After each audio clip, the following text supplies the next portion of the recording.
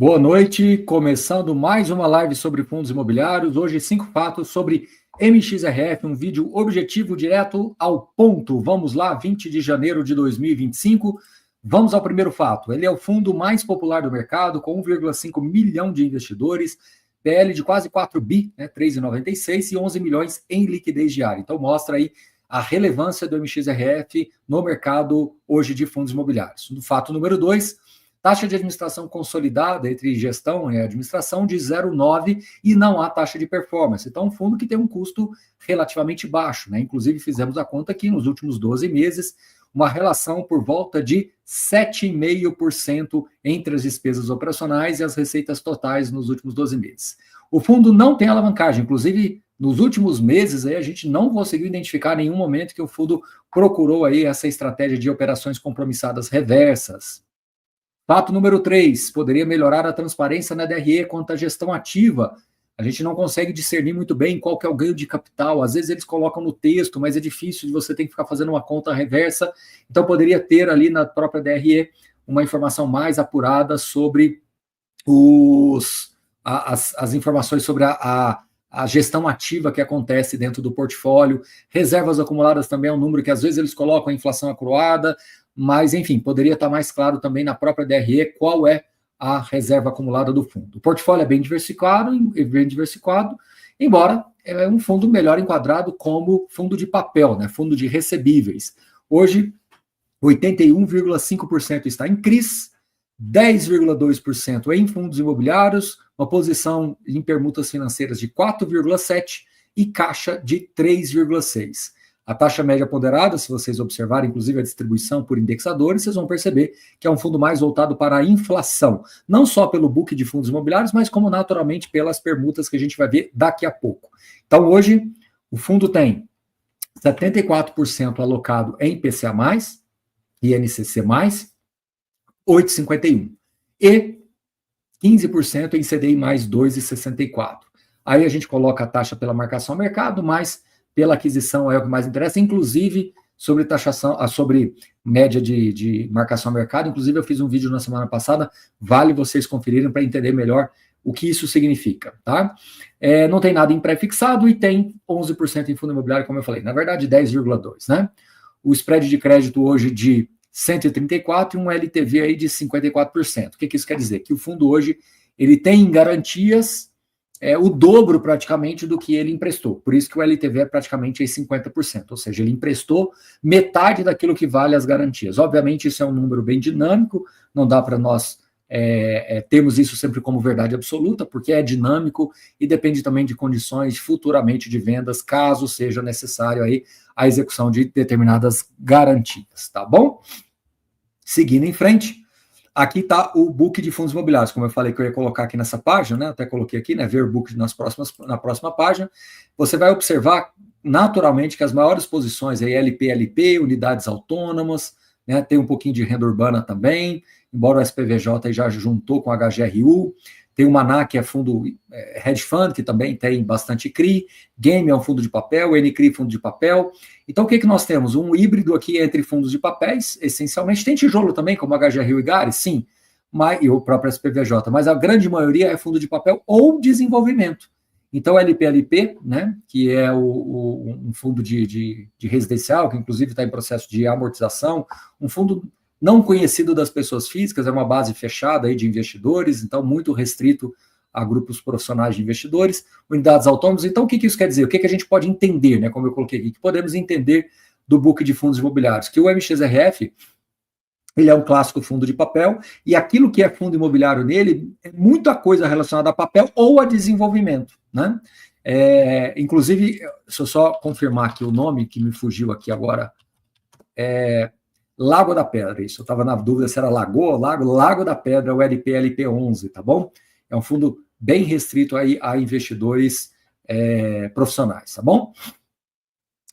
Quando a gente passar agora para o fato número 4, em nossa leitura o MXRF possui uma composição middle risk, embora assim, o book de fundo de CRIs dele é basicamente operações high grade. Então a gente olha o book de CRIs, predominantemente é high grade, inclusive tem algumas operações muito antigas do fundo ali que deram alguns problemas, mas hoje representam assim, muito marginal o impacto disso no PL do fundo, já está bastante absorvido, inclusive com baixa contábil, na minha leitura aqui, eu acho que isso já foi superado pelo fundo, né, do ponto de vista contábil, financeiro, até porque o fundo cresceu muito.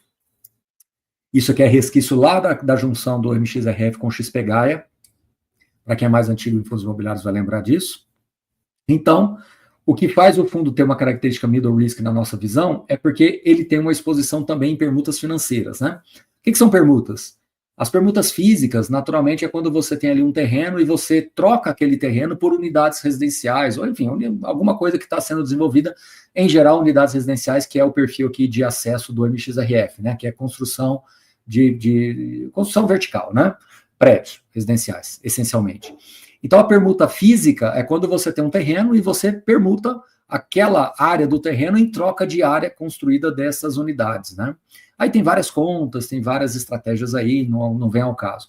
A permuta financeira, você está aportando dinheiro em troca de VGV. Então, você tende a capturar aí um retorno com base nas vendas, né? É uma permuta, como o próprio nome diz, financeira. Não é transacional do ponto de vista físico, tá bom? E o fundo, por ter esses ativos, né, que, como eu falei, representam hoje 4,7%, essas permutas financeiras, é um impacto mais marginal, entendeu? Impacto, eu digo assim, deixa eu me expressar melhor.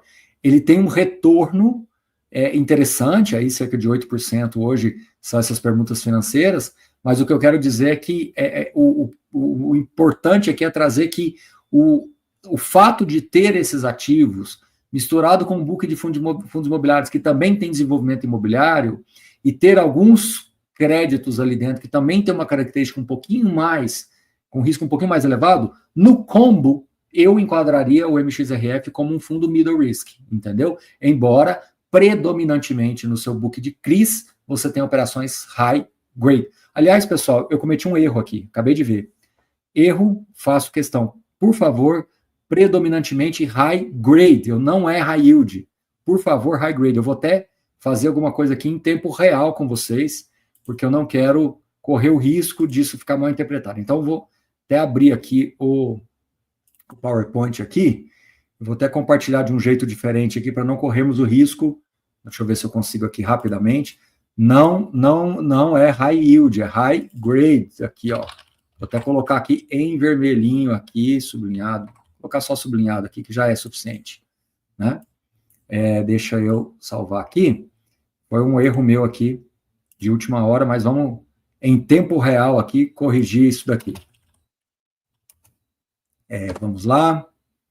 Pronto, deixa eu fazer aqui um outro upload aqui, rapidinho, tudo ao vivo aqui com vocês. Espera aí. Deixa eu fazer aqui. Deixa eu ver se vai dar certo.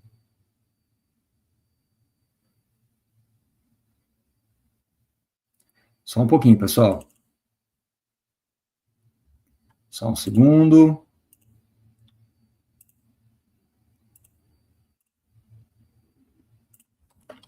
Só um pouquinho. Agora eu acho que vai, peraí. Acho que agora vai. Desculpa, tá? É porque eu não quero correr o risco de ficar mal interpretado esse assunto, tá bom? Vamos lá, um segundinho. Um segundo, pessoal. Aí, agora sim. E agora a gente faz isso. Então, vamos lá. Corrigido aí, ó, para a gente não ter risco. High grade, corrigido. Predominantemente high grade, tá bom? Maior exposição em inflação. Então, ele tem quase 82% em IPCA, tá bom? Ora, mas naquele outro número você falou, porque lá está ponderado fora do book de CRIs. Aqui é somente o book de CRIs. Então, lá está tudo. É no geral da carteira, né? Incluindo fundos imobiliários. Aqui já está apenas no book de CRIs. Para vocês não confundirem com essa tabela. Mas, Baroni, por que você deixou essa tabela? Porque essa tabela traz a média ponderada que eu queria para vocês. Aqui está ponderado pelo PL, tá? A parte de pré-fixado que ele tem é praticamente inexistente, é 0,04. Não, é próximo de zero, né? O GPM que é 0,04. É muito pouquinho, né? Maior exposição em séries únicas, isso aqui é interessante, tá? Porque o fundo ele tem basicamente séries únicas e séries sêniores, tem pouca coisa em subordinado e mezanino.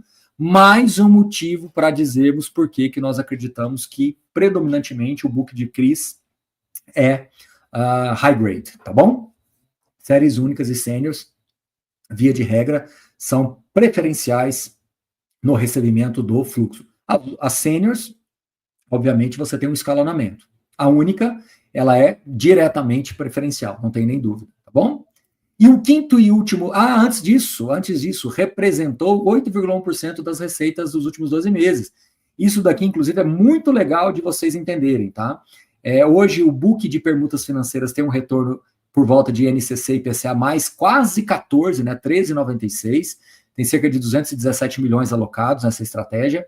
E aqui o gestor desenhou como é que é o recebimento disso. Então, pelos primeiros 3 anos e meio, quase 4 anos, o fundo recebe apenas 20% daquilo que é o lucro, que é o ganho daquele investimento, daquele aporte. E somente nos últimos 6 meses é que você vai ter realmente grande parte do fluxo sendo recebido. Então, como o fundo sempre vai investindo em novas permutas, é importante você entender essa duration de 3 anos. Muitas das vezes você só vai conseguir colher esse capital que foi aplicado nessa estratégia de permutas com um pouco mais de tempo. Então, à medida que o MXRF cresce, ele vai trazendo novos ativos, novos projetos de permutas financeiras.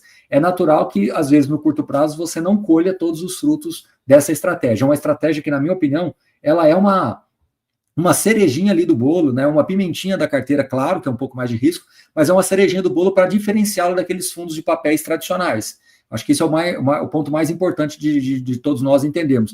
Aliás, até fazendo aqui outro dia eu estava conversando com uma pessoa, né? O MXRF acabou, de uma certa forma, sendo o primeiro hedge fund, embora não caracterizamos dessa maneira. Ele é um fundo de CRI, ele é um fundo de papéis.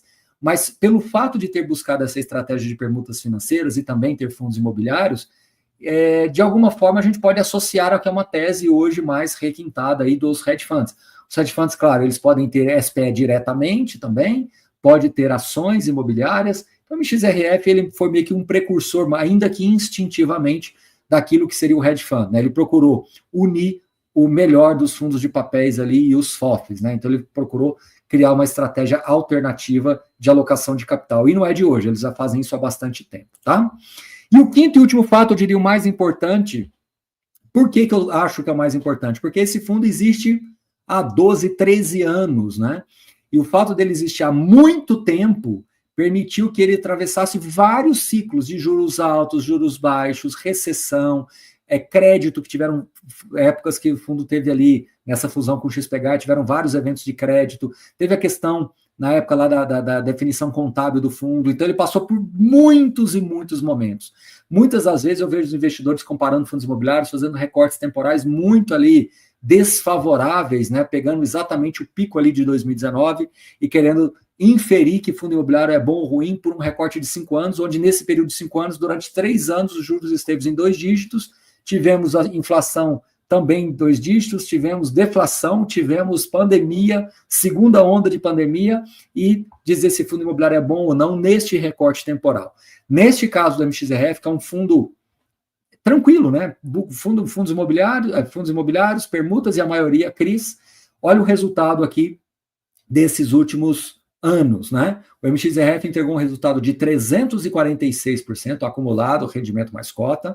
O IMAB foi 206% e o CDI foi 204%. Então, o MXRF entregou cerca de 100% a mais do que esses dois indicadores. É claro, é muito importante todo mundo entender que não dá para dizer que daqui para frente vai ser dessa forma.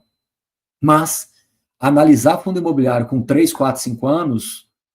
e vários fundos imobiliários que nasceram aí nesses últimos 7 anos e com esse recorte super desfavorável, me parece um recorte ou uma forma de você não ter uma visão mais holística daquilo que o produto se propõe a fazer e entregar. Espero que vocês tenham entendido aqui a mensagem. Mais uma vez agradeço a participação de todos vocês. Desculpe aquela escorregadinha ali naquele slide do High Grade e High Yield, mas reforçando aqui mais uma vez, majoritariamente são CRIs High Grade presentes no portfólio do MXRF.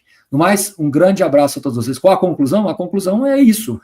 A conclusão é esse último slide aqui. Ele diz por si só, é um fundo que vem conseguindo entregar os resultados. Agora, se você vai investir ou não, aí é uma decisão sua. O objetivo da live não é fazer recomendação, e sim fazer um detalhamento aí de alguns fatos que nós julgamos ser mais importantes. Tá bom, Paulo?